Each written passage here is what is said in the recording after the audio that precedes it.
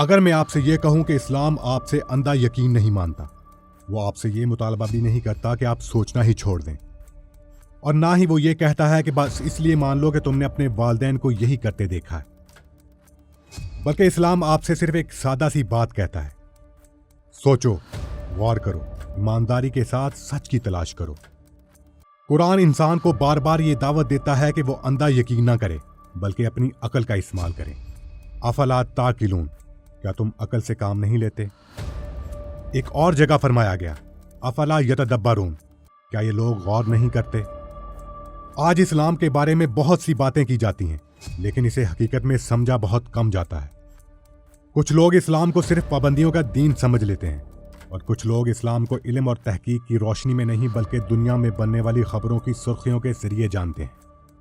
لیکن ایک لمحے کے لیے رک کر سوچیں، کیا آپ جانتے ہیں کہ اسلام حقیقت میں ایک بے مثال دین کیوں ہے؟ تو آخر وہ کیا چیز ہے جو اسلام کو دوسروں سے الگ کرتی ہے؟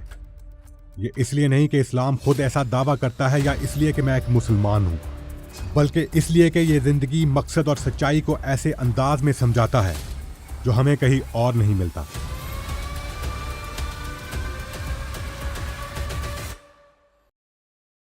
آج کی اس ویڈیو میں ہم یہ جاننے کی کوشش کریں گے کہ اسلام باقی مذاہب سے مختلف کیسے ہے۔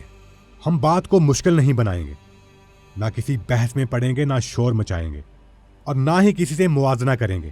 بس ایک سادہ سا سوال کہ آخر اسلام باقیوں سے مختلف کیسے ہے؟ اللہ ایک ہے، یا کہا جائے کہ خدا ایک ہے، یہ بات تقریباً دنیا کا ہر مذہب مانتا ہے۔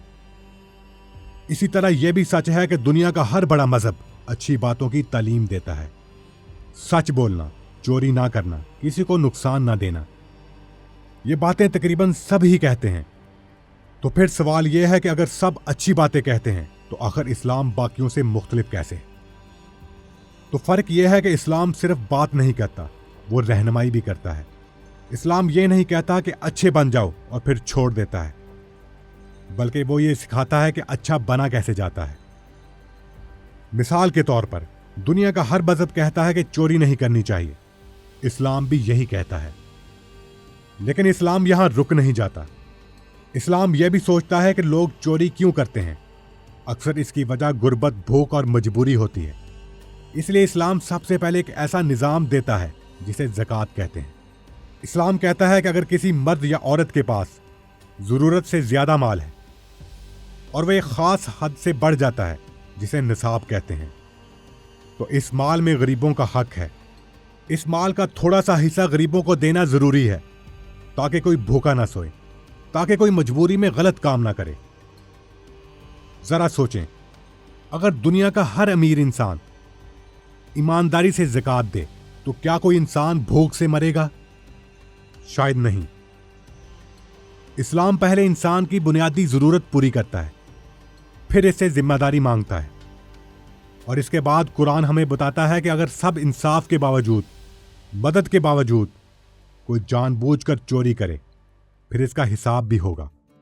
لیکن یہ قانون ظلم کے لیے نہیں ہے، یہ اس وقت آتا ہے جب معاشرہ عادل ہو، جب کوئی بھوکا نہ ہو، جب حق دیا جا چکا ہو۔ اسلام پہلے رحم سکھاتا ہے اور پھر انصاف۔ اس لیے ہم کہتے ہیں کہ باقی مذاہب اچھی باتیں ضرور کرتے ہیں، لیکن اسلام اچھی باتوں کو زندگی میں عملی طور پر نافذ کرنا بھی سکھاتا ہے۔ یہی اس کا فرق ہے، یہی اس کی خوبصورتی ہے۔ ہر انسان چاہے وہ دنیا کے کسی بھی کونے میں پیدا ہوا ہو، زندگی کے کسی نہ کسی موڑ پر خود سے وہ یہ 3 سوال ضرور پوچھتا ہے: میں یہاں کیوں ہوں؟ کیا میری زندگی کا کوئی مقصد ہے؟ اور موت کے بعد کیا ہوتا ہے؟ دنیا کے زیادہ تر نظریات ان 3 سوالوں کے واضح جوابات دینے میں یا تو الجھ جاتے ہیں یا خاموش ہو جاتے ہیں، لیکن اسلام یہاں ایک غیر معمولی بات کرتا ہے۔ وہ ان سوالوں سے بھاگتا نہیں ہے، وہ انہیں ٹالتا نہیں ہے، بلکہ سیدھے اور سادہ لفظوں میں جواب دیتا ہے: تم یہاں اتفاقاً نہیں آئے ہو، تمہاری زندگی کا ایک واضح مقصد ہے، اور موت کوئی انجام نہیں بلکہ ایک نئی زندگی کی شروعات ہے۔ اور یہی وضاحت نایاب ہے، کیونکہ جب زندگی میں وضاحت نہ ہو تو الجھن آہستہ آہستہ انسان کی پوری زندگی کا رخ بدل دیتی ہے۔ یہ ایک اور وجہ ہے جو اسلام کو سب سے مختلف بناتی ہے۔ اسلام آپ کو صرف اس بنیاد پر نہیں پرکھتا کہ آپ نے کیا کیا ہے، بلکہ اس بنیاد پر پرکھتا ہے کہ آپ نے کیوں کیا ہے۔ دو لوگ ایک ہی عمل کرتے ہیں، ظاہر دونوں بالکل ایک جیسے نظر آتے ہیں، لیکن ایک کو تو اجر ملتا ہے اور دوسرے کو کچھ بھی نہیں ملتا۔ آخر کیوں؟ کیونکہ نیت فرق پیدا کرتی ہے، اور رسول اللہ صلی اللہ علیہ وآلہ وسلم نے ہمیں ایک بنیادی اصول سکھایا ہے، ایک ایسا اصول جس پر پورا دین کھڑا ہے۔ اعمال کا دار و مدار نیتوں پر ہے۔ اسلام ایک بہت گہری انسانی حقیقت کو مانتا ہے۔ اصل تبدیلی نہ لباس سے آتی ہے نہ دکھاوے سے، وہ انسان کے اندر سے شروع ہوتی ہے، نہ تعریف کے لیے، نہ بڑا بننے کے لیے، نہ لوگوں کو دکھانے کے لیے، بلکہ صرف سچ کے لیے۔ یہ وہ احساس ہے کہ انسان خود کو اندر سے جواب دہ سمجھتا ہے، یعنی یہ احساس کہ کوئی ہمیں صرف ہمارے کاموں سے نہیں بلکہ ہمارے دل کے ارادوں سے پرکھ رہا ہے۔ یہ وہ احساس ہے جو انسان کو اکیلے میں بھی غلط کام سے روک لیتا ہے، کسی بھی نظام میں نایاب ہے، چاہے وہ مذہبی ہو یا غیر مذہبی۔ اور شاید یہی وہ چیز ہے جو انسان کو واقعی انسان بناتی ہے۔ اسلام ہمیں یہ بھی سکھاتا ہے کہ کسی بات میں حد سے آگے نہ بڑھو، نہ یہ کہتا ہے کہ دنیا کو بالکل چھوڑ دو، نہ یہ کہتا ہے کہ دنیا ہی سب کچھ ہے۔ اسلام ایک توازن سکھاتا ہے ایمان اور روزمرہ زندگی کے درمیان، اور نبی پاک صلی اللہ علیہ وآلہ وسلم نے بھی ہمیں یہی سکھایا ہے۔ جب کچھ صحابہ نے عبادت میں حد سے آگے بڑھنے کا ارادہ کیا، ایک نے کہا میں ہمیشہ روزہ رکھوں گا، دوسرے نے کہا میں ساری رات عبادت کروں گا اور کبھی آرام نہیں کروں گا، اور تیسرے نے کہا کہ میں عورتوں سے الگ رہوں گا اور کبھی نکاح نہیں کروں گا۔ جب یہ بات رسول اللہ صلی اللہ علیہ وآلہ وسلم تک پہنچی تو آپ صلی اللہ علیہ وآلہ وسلم نے فرمایا میں روزہ بھی رکھتا ہوں اور نہیں بھی رکھتا، میں نماز بھی پڑھتا ہوں اور آرام بھی کرتا ہوں، اور میں نکاح بھی کرتا ہوں، بس جو میرے طریقے سے منہ موڑ لے وہ مجھ سے نہیں۔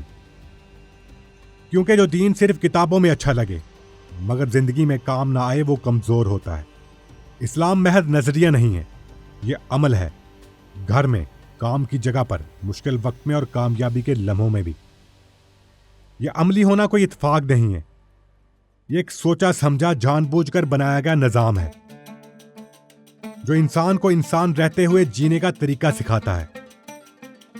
اسلام یہ دعویٰ نہیں کرتا کہ وہ بے مثال ہے صرف اس لیے کہ اسے فالوورز چاہیے۔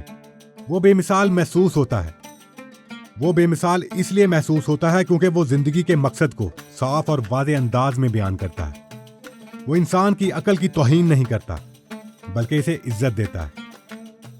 وہ عقیدے کو زندگی سے جوڑتا ہے، کتاب سے نکال کر حقیقت میں لے آتا ہے، اور وہ انسان کو جواب دہ ٹھہراتا ہے مگر انصاف کے ساتھ۔ یہ ہے اسلام، سادہ، واضح اور بے مثال۔ اگر آپ کو یہ ویڈیو اچھی لگی ہو اور آپ اسلام کی پیاری پیاری کہانیاں سننا چاہتے ہو تو یہ چینل خاص آپ کے لیے ہے۔ چینل کو سبسکرائب کریں تاکہ اگلی کہانی آپ سے نہ چھوٹے۔